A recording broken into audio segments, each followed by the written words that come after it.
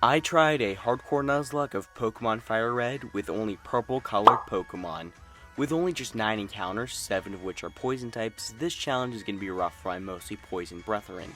In a Nuzlocke, if the Pokemon faints, it's dead forever, and I can only catch the first purple Pokemon I find in each new area.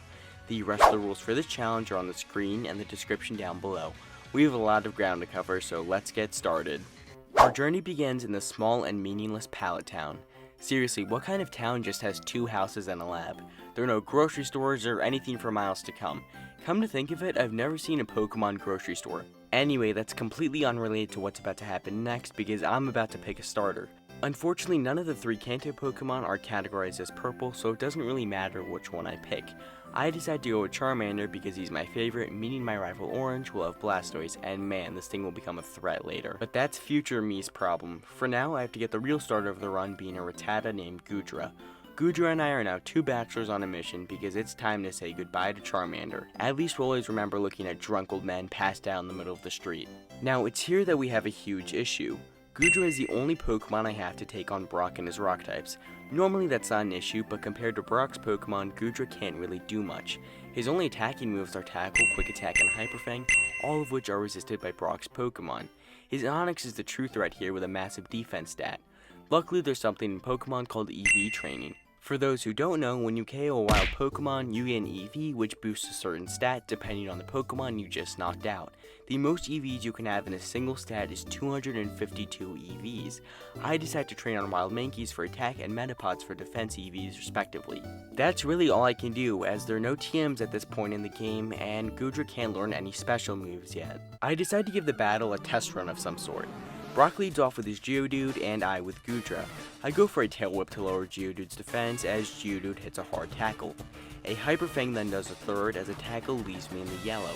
Hyper Fang number 2 leaves Geodude in the yellow as tackle leaves me with just 5 HP. Fortunately, Hyper Fang is enough for the KO, but that brings in Onix. Even with the extra level, Rock Tomb destroys Goodra, marking the end of this attempt.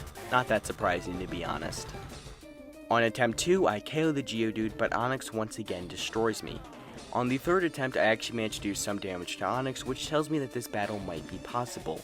Hyper Fang can crit, and Onix can miss Rock Tombs and Bind, so this battle is a lot more RNG dependent than I'd like it to be. Unfortunately, it's a long time before that happens because attempt after attempt after attempt results in failure.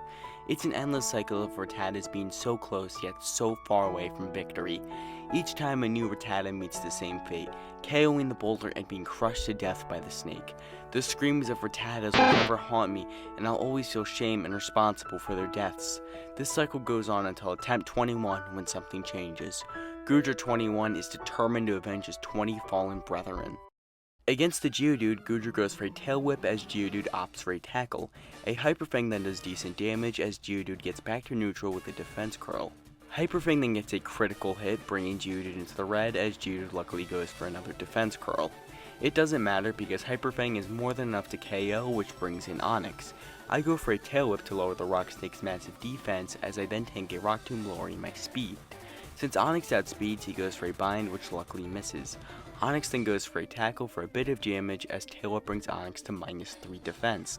Tackle then brings me down to 11 HP as Hyper Fang does around a third.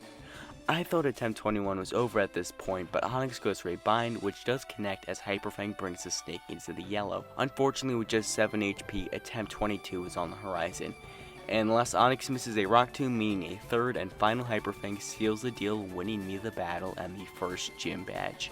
I honestly think that losing to a small rat might be a new low for Brock. How does a snake lose to a rat?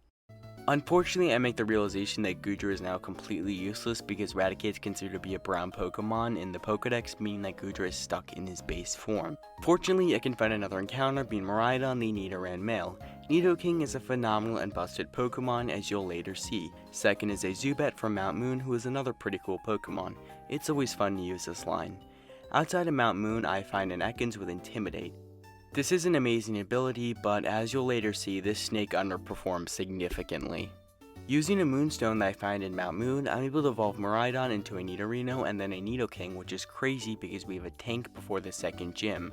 To put it bluntly, Miraidon's level up moveset is, well, atrocious, but its TM compatibility more than makes up for it. For now, it's off to Cerulean City to take on Misty and her water types for the second gym badge. She leads off with Staryu and I with Miraidon. I go for a Focus Energy on turn 1 as the C-Star sets up a Harden. It's not like it matters because a Mega Kick connects for the clean one-shot, which brings in her a Starmie. Water Pulse does massive damage to me, but luckily I connect with a Mega Kick to get the KO. Honestly, my plan was to hopefully connect and then switch to Zubat on a Supersonic and do some chip damage and potentially make some stacks. I'm glad it didn't come to that, but just so you know, I like some of you more than I like others. And I'd really like you if you subscribe to the channel. No? Okay, moving on, I guess. Outside the gym is a rival fight with Orange. He's not too scary of a trainer, so I'm not really that worried. He leads off with Pidgeotto and I with Miraidon. I set up a Focus Energy as Pidgeotto hits a weak Gust. Unfortunately, it appears I used up all my Mega Kick luck as I missed and shrug off a tackle. I then proceed to miss again, but it's not a big deal because look at this thing's attack stat. Fortunately, the third Mega Kick connects and KOs the bird. Orange then sends in a Squirtle, and I miss my Mega Kick as Squirtle goes for a Tail Whip. A Mega Kick then surprisingly doesn't KO on the following turn as Squirtle goes for a Water Gun, which actually does massive damage. Since another Water Gun would KO me, it's off to Gliscor on the Zubat on a Water Gun. I then try to go for a Supersonic, which misses, and Water Gun brings him down to just 20 HP. Fortunately, it's not like it matters because a Wing Attack takes the turtle out. This brings in Abra, but all he has is Teleport, so he's not a threat and is KO'd by a critical hit Wing Attack. This brings in Rattata, whose Quick Attack brings me down to just 8 HP as Wing Attack leaves the rat in the red. Since another Quick Attack would KO me, it's off to Gliscor, who gets off an Intimidate and absorbs a Quick Attack. Fortunately, a Bite is enough for the KO, winning me the battle. Also, I just realized I have 2 Pokemon named Gliscor, so let's call this guy Starmie. Shortly after this, both Gliscor and Starmie evolve, but I didn't record Gliscor evolving, so you're gonna have to deal with this footage that I made. After freeing Bill from what can only be described as a science experiment which is clearly not meant to advance humanity, I arrive on the SS Inn where Orange wants to fight us. He leads off with Pidgeotto and I with Starmie. A Bite does decent damage as the bird plays dirty by going for a Sand Attack. A Wing Attack on the following turn does decent damage, and then I miss my Bite. I then switch to Gliscor on a Wing Attack, and fortunately my Wing Attack on the following turn does massive damage as the Skyrat opts her tackle. Wing Attack numero dos is then enough to declare Gliscor the winner of the Battle of the Birds. Wait, did you know that bats aren't birds? My entire life is ruined. Second is Kadabra, but this thing is so weak that a second Wing Attack is enough for the KO. Third is Raticate, and Wing Attack is barely enough for the one-shot, but all Raticate does is go for a Tail Whip. This would be an interesting strategy if Raticate went for Quick Attack, but he doesn't, so a Wing Attack picks up the KO. Last is Wartortle, so it's off to Starmie on a withdrawal. Because of this Bite does pitiful damage as the turtle sets up a second withdrawal. I go for a Poison Sting, which actually managed to get the poison. I then go for a Wrap and watch the turtle meet a slow and painful death, winning me the battle. After rubbing the captain's back, which is a normal thing that people do, it's off to the gym to face Surge and his electric types. Finding the electric lock took forever, but I do eventually unlock the locks. Against his Voltorb and Pikachu, a dig is enough for the clean KO. Pikachu tries to be cheeky and set up a double team, but it doesn't matter. Hello, I'm realizing I forgot to record this quick segment, so here I am at home and completely unscripted. Anyway, Static causes me to get paralyzed, which of course, and then Raichu comes in and sets up a double team as they go underground for a dig. I stay paralyzed and then take a Quick Attack. The same thing happens where I get paralyzed by Dig. Raichu then sets up another double team as I go for a dig and Raichu sets up another double team. Fortunately, it doesn't really matter and I get the KO, winning me the battle and the third gym badge. After my gambling session, I get the team for Ice Beam, which is great into Erica and her grass types. For some reason, I lead with Starmie and she leads off with a Victory Bell. After tanking an Acid, which lowers my defense, a Bite does decent damage. That must have been a really high roll, however, because after tanking an Acid on the following turn, a Bite does minimal damage. The same thing happens again on the next turn, and Bite once again barely touches Taco Bell. Since I've had enough, I switch into Miraidon, who tanks the Acid with 2 HP. Thankfully, an Ice Beam is enough for the KO, which brings in Tangela. For some reason, I switch to Gliscor on a Giga Drain. A Wing Attack then leaves the bulky set of roots in the yellow as she sets up an Ingrain. It doesn't actually matter because another Wing Attack picks up the KO, which just leaves Vileplume. I go for a Confuse Ray, which pays off as the plant hurts itself. Erica then wastes the turn by going for a full heal before her Wing Attack does massive damage. On the following turn, I outspeed and KO, winning me the battle.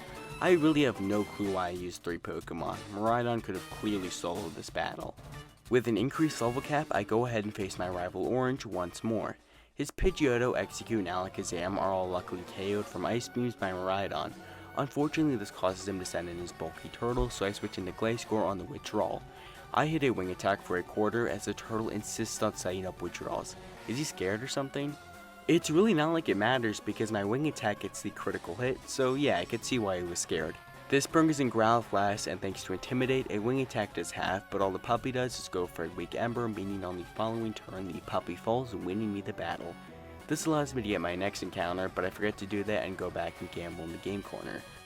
It's here I learned that the game corner is actually a front for a crime mob organization, and it's weird because after you beat Team Rocket, the game corner just continues like nothing ever happened. No one gets arrested, the same employees are still there, the hideout never gets investigated. It's a random story all around.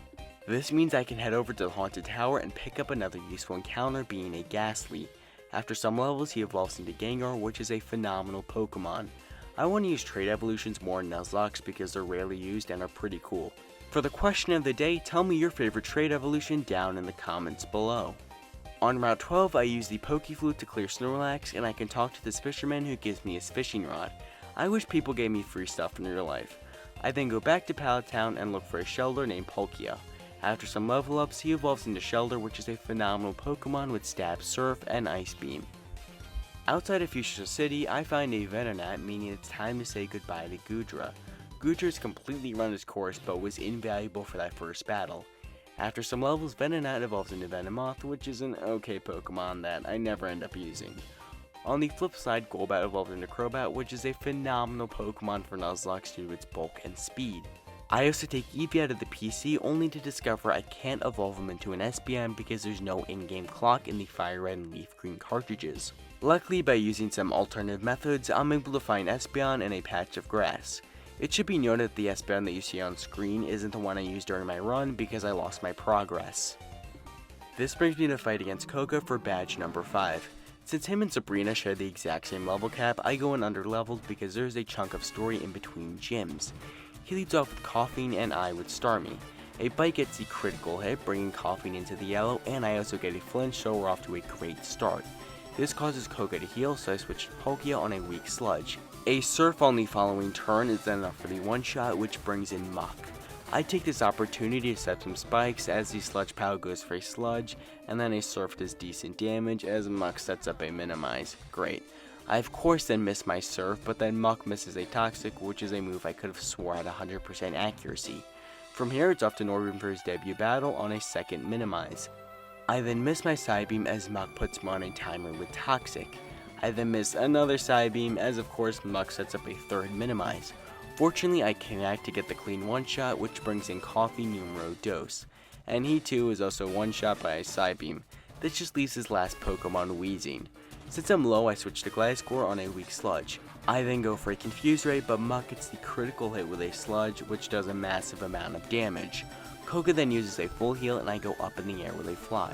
A Sludge then brings me down to just 29 HP, and since I'm dead to a crit, I switch into Miraidon on, you guessed it, a Sludge. I then go underground for a Dig, but I forgot this thing has Levitate, meaning I get hit by a Smokescreen. I luckily connect with a Thunderbolt, and then I get hit with a second Smokescreen. A Thunderbolt barely KOs as Weezing goes for a Tackle. From here, it's off to Crobat for his debut battle as Weezing heals up. I then go for a Shadow Ball, which only does a sliver as Weezing goes for a Smokescreen. Fortunately, I do connect on the following turn as Weezing goes for a Sludge. A Shadow Ball then brings Weezing into the yellow as I once again get my accuracy lowered. Shadow Ball then barely leaves Weezing alive, so I tank a Sludge. I of course then miss my attack as I tank another Sludge. The turn then repeats itself with Weezing getting off another Sludge and me missing my Shadow Ball. Fortunately, I then connect with my attack, taking Weezing out, winning me the battle and the 5th gym badge. That battle was so annoying, and I probably could have outsped and KO'd with a Psybeam. I basically went through all that trouble for literally nothing. After this gym fight is a battle with Orange. He leads off with a Pidgeot and I with Gliscor. I go for an Aerial Ace before taking a Ring Attack, which gets the critical hit. A Fly on the following turn then leaves Pidgeot with a sliver of HP as I tank a weak Wing Attack. Fortunately, Orange doesn't heal, meaning another Aerial Ace KOs. Second is Execute, who barely lives an Aerial Ace and hits me with a Stun Spore to paralyze me. From here I switch to Palkia on a Confusion. Fortunately, Ice Beam is enough for the KO, which brings in his most terrifying Pokemon, Alakazam. I switch to Norvern on a future sight, which is pretty scary. I then go for a sand attack as Alakazam sets up a Calm Mind, meaning they could probably one-shot anything on my team. I then switch into Crobat as Alakazam sets up a second Calm Mind, meaning he can definitely one-shot anything on my team. Fortunately on this turn, Future Sight fails for whatever reason. I really don't have a play here, so I click Shadow Ball, which actually manages to get the clean KO because it's a physical move in this generation. Okay, crisis averted. Fourth is Blastoise, who opts for a Protect on turn 1, meaning I can't attack. Blastoise then goes for another Protect on turn 2, which I don't think I've ever seen happen before. Luckily I do outspeed and hit a Shadow Ball before I tank a Bite. Since I'm dead to a critical hit, it's off to Miraidon, who tanks the Bite, which activates Poison Point. I then hit a Thunderbolt, which is just shy of the KO as Water Gun brings me into the red. Poison then leaves Blastoise with 5 HP, meaning I have to switch to Starmie, who goes for an Intimidate as a Bite does minimal damage. Fortunately, Poison does pick up the KO here, which brings in his last Pokemon, Growlithe. Growlithe has an Intimidate of its own, meaning I switch to Norvern to tank the Flame Wheel. After the puppy goes for a weak takedown, I go for a Psybeam, which barely picks up the KO as per usual, but it doesn't really matter because I outspeed and Psybeam is enough for the KO, winning me the battle. In Self Code, I meet Giovanni, who tries to take over the world and promises me a world full of pain, but I show him a world full of pain. Kinda lame that 10-year-old beat a major crime boss, but oh well. Next up is the fight against Sabrina and her Psychic types for the 7th Gym Badge. This is a fight I've been dreading since the beginning of the playthrough. Only one of our team members is a non-poison type. Okay, one good team member is a non-poison type. Fortunately, Norvern can learn Shadow Ball, which is physical and is super effective, meaning I have to go back to the game corner and gamble some more. Eventually, I do get the TM and teach it to Norvern, meaning it's already time to tackle Sabrina and her Psychic types. Her lead Kadabra is destroyed by a Shadow Ball, which brings in Venonat, who I forgot isn't part Psychic. Whoops. A Shadow Ball does do decent damage, however, as I get hit by a Supersonic. I then hurt myself with Confusion, and then I have to take a Leech Life for a bit of damage. Realizing I'm probably going to hurt myself again, I switch into Miraidon on the Leech Life for a whopping 2 health points. A Thunderbolt then brings them off into the yellow as she misses a Supersonic. This means a second Thunderbolt is enough for the KO, meaning Sabrina has half her team left. Since I'm part Poison type and take super effective damage from any Psychic move, I switch to Crobat on a Barrier. Because of this, Shadow Ball barely KOs Mr. Mime as Mr. Mime sets up another Barrier. This causes Sabrina to heal up, and it's here I notice that Mr. Mime is female. This is weird because how is a male Mrs. Mime? How does this work? Anyway, it's not like it matters because a few turns later, Shadow Ball takes care of the female Mr. Mime, leaving Sabrina with her monstrous Alakazam. Luckily, Crobat is an Alakazam killer and outspeeds and KOs with a Psybeam, winning me the battle and the 7th Gym Badge. After this, I backtrack to Peter City and pick up the old Amber fossil. And then from here, it's off to Cinderbar Island, where I talk to a scientist who claims to be important. Yeah, I guess that makes sense. I mean, dude literally resurrects things from the dead. Anyway, he tells me to take a walk, and I do exactly that by going to a random mansion to find my next and final encounter. In the abandoned mansion, I have 3 possible encounters: Muck, Weezing, and Ditto. Ideally, I'd like a Ditto, but it doesn't really matter because the team is pretty solid. I do find a Weezing, which I never use, but for what it's worth, I do end up using my Master Ball. After catching this Pokemon, the scientist gives me the Aerodactyl named Drifbloom. I decided I want to replace Starmie because quite frankly, he's not a good Pokemon, and Intimidate isn't really worth the slot. With that, I'm ready to take on Blaine for badge number 7. He leads off with Growlithe, and I with Miraidon. I go for a Dig on turn 1 as the Popper misses a Fire Blast. That Intimidate didn't really do anything because I get a critical hit with Dig for the knockout. Blaine then sends in his Ponyta, and I go for another Dig, and I manage to get a second critical hit, which has a 0.4% chance of happening. Third is Rapidash, so I decide to continue testing my luck. I go for a Dig, which brings Rapidash into the yellow as Fire Blast gets the critical hit. What goes around comes around, I guess. From here, I decide to switch into Drifbloom as Blaine heals up. Fortunately, an Ancient Power is enough to destroy Rapidash because this thing is so weak. This just leaves Blaine with his Arcanine with Intimidate, meaning that Ancient Power only does around half.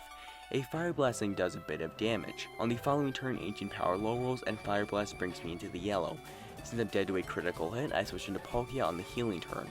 Arcanine then misses a Fire Blast before Surf gets the KO, winning me the battle and the 7th Gym Badge. Immediately after this is the fight against Giovanni for badge number 8. He leads off with Rhydon and I with Miraidon. I go for an Ice Beam, which is enough to KO the Rock Rhino. Second is Dugtrio, but this thing is so weak that another Ice Beam is enough for the clean KO. Third is Nidoqueen, aka Miraidon's ex-wife, who took all the money and left with the kids. Miraidon goes underground for a Dig, but Nidoqueen hits a massive Earthquake, which I completely forgot about. Fortunately, it doesn't crit, and Dig gets a critical hit, meaning that Miraidon gets the clean KO and custody of the kids. This brings in Nidoqueen's new lover, Nidoking. Unfortunately, Miraidon is too weak to face Nidoking, so I switch into Noivern on an Earthquake, which leaves me with just 69 HP. Nice. I then decide to switch into Crobat on an Earthquake, which misses because of Levitate. I go for a Confuser, which pays off as Nidoking hurts itself in confusion. Unfortunately, Giovanni heals with a full heal before I hit a Shadow Ball. On the next turn, I get the kill with a second Shadow Ball without taking a single hit point. This just leaves Rhyhorn, so I stay in and hit a Shadow Ball as I eat a Scary Face. Luckily, I stay out speed and hit a second Shadow Ball, bringing Rhyhorn into the yellow as he insists on going for Scary Faces. I do debate switching, but ultimately I decide to stay in, which is the right call. Even at -2 speed, Crobat still outspeeds and KOs with a final Shadow Ball, winning me the 8th and final gym badge. With that, I'm at the Elite Four. There are 5 trainers between me and victory. Some of these guys aren't too worrying, but some are. Lance is a ruthless trainer, and Orange has an incredibly diverse team with great moves. My final team consists of Miraidon with great TM coverage, Palkia with Spikes, Ice Beam, and Surf, which can deal with a lot of threats, Noivern with Psychic to wall Poison and Fighting types, Gliscor for speed and bulk, and Drifloon because, I don't know, he's just the best Pokemon out of anything in the box. Let's see if this team has what it takes. First is Lorelei, and I really don't have a play here. Miraidon and Drifloon, who are both my ice counters, take super effective damage from ice and water types respectively. I really don't have a play here, and that's emphasized in this battle. She leads off with Dugong and I with Miraidon. A Thunderbolt brings this heal into the yellow as she just goes for a Safeguard. It's not like it really matters because another Thunderbolt is enough for the clean KO. Second is Cloyster, who goes for a Protect to waste a turn. Once again, it doesn't matter because a Thunderbolt snipes Cloyster. Third is Slowbro, who does counter me with Psychic and Water type, but I stay in and hit another hard Thunderbolt as she goes for a Yawn. Since I'm gonna fall asleep, I switch into Crobat on a Surf for decent damage. Fortunately, it doesn't really matter, and Shadow Ball is enough for the KO, which brings in her Ace Lapras. I decide to risk a critical hit here and go for Toxic, which connects as Surf brings me down to just 32 HP. Never punished. From here, I decide to switch into Drifloon, who gets hit by an Ice Beam, which crits and kills him. What goes around comes around. Well, this sucks. Drifloon wasn't really on the team long, but he could have been invaluable with his second life that was ended abruptly. RIP. Perhaps in your third life you'll be more fortunate. At least Drifloon's death gives me a free switch into Miraidon as Lapras takes some damage with Toxic. A Thunderbolt does decent damage as Ice Beam once again does massive damage into me as she heals up with a Citrus Berry. I decide to risk it and go for a Thunderbolt, which is enough for the KO, leaving just Jinx. Since I'm low, I swap into Noivern on an Ice Punch. A Shadow Ball does massive damage as Jinx puts me to sleep with a Lovely Kiss. Lorelei then heals back up to full HP as Noivern takes a snooze. I then stay asleep again as Ice Punch brings me into the yellow. This trend continues on the following turn with me staying asleep and Jinx's Ice Punch bringing me into the red. Since I can't stay in, I switch into Palkia, who eats the Ice Punch. Unfortunately, Jinx then attracts me and I get immobilized by Love. How could anyone love this thing? Jinx then luckily misses a Lovely Kiss as Surf actually does decent damage. Unfortunately, the next Lovely Kiss connects, putting me to sleep. Great. Fortunately, after taking another Ice Punch, Palkia wakes up and hits a Surf, which is just once again shy of the KO. Since I'm sick of being immobilized, I switched to my only fully healed Pokemon here, Gliscor. Fortunately, I do get a free switch as all Lorelei does is use a full restore. I then outspeed and go for a Confuse Ray, which pays off as Jinx hurts itself. I then go up in the air for a Fly, which does massive damage, but of course is shy of the KO. Luckily, Confusion takes out the stupid Jinx, winning me the battle. Honestly, this battle only furthered my hatred for Jinx. Things are really not off to a great start. Second in the Elite Four is Bruno, who is much easier to handle. He leads off with the classic fighting type Onix, and I lead off with Miraidon, who outspeeds and KOs with an Ice Beam. The second Onix also meets the same fate, which has me wondering why didn't the developers give Bruno some other fighting types? Anyway, it doesn't really matter as Hitmonlee comes in, so I go for an Earthquake, which of course barely misses out on the KO, but fortunately Hitmonlee misses a Mega Kick. Bruno of course heals up, but Earthquake high rolls and takes Hitmonlee out. Fourth is Machamp, and I hit an Earthquake for decent damage as he sets up a Bulk Up. An Earthquake then barely misses out on the KO thanks to the defense boost, but Machamp just misses a Rock Tomb. Bruno kind of played himself here because a Citrus Berry brings Machamp out of the healing range. I thought an Earthquake would KO, but of course it doesn't and I get hit by a Scary Face. Since I know Bruno's gonna heal, I stay in and hit an Earthquake, which only does a smidge. From here, off to Gliscor on a critical hit cross drop. I then go for a Fly only following turn, which of course misses out on the KO as Machamp goes for a Scary Face. Thankfully, I still outspeed and KO with a Scary Face, which just leaves Hitmonchan. For whatever reason, I swap into Noivern on a Rock Tomb for a bit of damage. Fortunately, a Psychic takes out Hitmonchan, winning me the battle. Now we don't have to talk about Bruno. The third Elite Four member is Agatha, but Norvern's able to completely wall her and all of her Pokemon with Stab Psychic and a high speed stat, meaning she's able to cleanly destroy her entire team with Psychic, winning me the battle. It's always nice to have an easy fight. Fourth and last in the Elite Four is Lance. He leads off with Gyarados and I with Miraidon. Fortunately, I immediately get a critical hit to take Gyarados out with a Thunderbolt. Second is Aerodactyl, who goes for a wing attack as I hit a massive Thunderbolt doing more than half. After taking a second wing attack which activates Poison Point, a second Thunderbolt is enough for the KO. Third is Lance's Dragonite, and I go for an Ice Beam, bringing the Derpy Dragon into the yellow as she just goes for a Safeguard. And she also heals up with a Citrus Berry. Fortunately, it doesn't matter, and another Ice Beam is enough for the kill. Fourth is Dragonair, and Ice Beam is just shy of the KO as he retaliates with a Dragon Rage. Lance then heals up, and Ice Beam is once again shy of the KO. Luckily, Lance doesn't heal up, and an Ice Beam is enough to take Dragonair out. Last from Lance is his second Dragonair. Since I'm low on HP, I switch into Palkia on a Safeguard. On the following turn, I outspeed and get the kill with an Ice Beam, winning me the battle. With that, we're ready to face Orange for the right to the throne. Orange team is actually stacked, and I'm genuinely scared about his Alakazam and Execute. It also doesn't help that I only have 5 Pokemon compared to his 6, but I can't really worry about that now. Orange leads off with a Pidgeot and I with Palkia.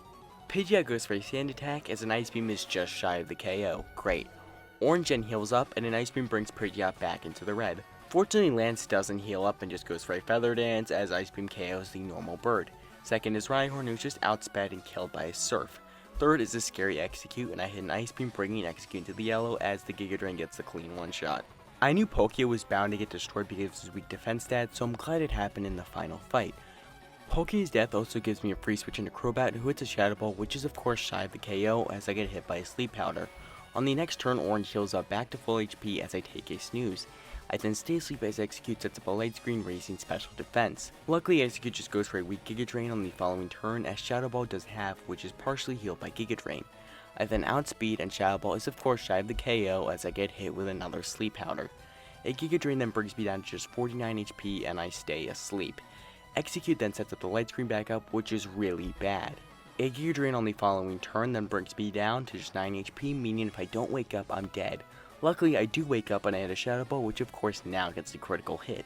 Fourth is Alakazam, who I outspeed and KO with a Shadow Ball. Fifth is Arcanine, and this looks like the end of the line for Crobat. He does outspeed and gets off a Toxic before Flamethrower to the face destroys him. Crobat was an invaluable team member who won't be forgotten. In his place, I send in Miraidon, who takes a Flamethrower and gets off an Earthquake. It doesn't KO, but Poison luckily does, so it appears Crobat is looking over us from beyond. Last from Orange is his bulky turtle that I've been fearing. Miraidon is gonna get destroyed by a water move, but since it's the final fight of the game, I stay in, I hit a Thunderbolt, and Hydro Pump destroys Miraidon. Thank you for your service. I send in Gliscor, who goes up in the air with a Fly, as Blastoise goes for a Rain Dance. Fly does do massive damage, and surprisingly I live a Hydro Pump as Blastoise heals up with a Citrus Berry. Realizing that a Fly would probably cause Orange to heal, I go for a Confuse Ray and am then taken out by a Hydro Pump. Gliscor was an amazing Pokemon and won't be forgotten. I'm down to my last Pokemon, Norvern, but since I'm also bulky on the special side, I set up a Calm Mind as Blastoise hits a Hydro Pump, which thankfully doesn't get a critical hit. And thanks to the special attack boost from a final Psychic boosted by all the fallen Pokemon in this run, Blastoise is taken out, winning me the battle and the entire run. This was a really fun run. FireRed is always a great game to go back to and a great game for Nuzlocke in general. This run also had a lot of good and bad RNG. I definitely got a lot of critical hits and misses, but a lot of my attacks were barely shy of the kill multiple times in this video. If you enjoyed this video, why not like and subscribe to the channel.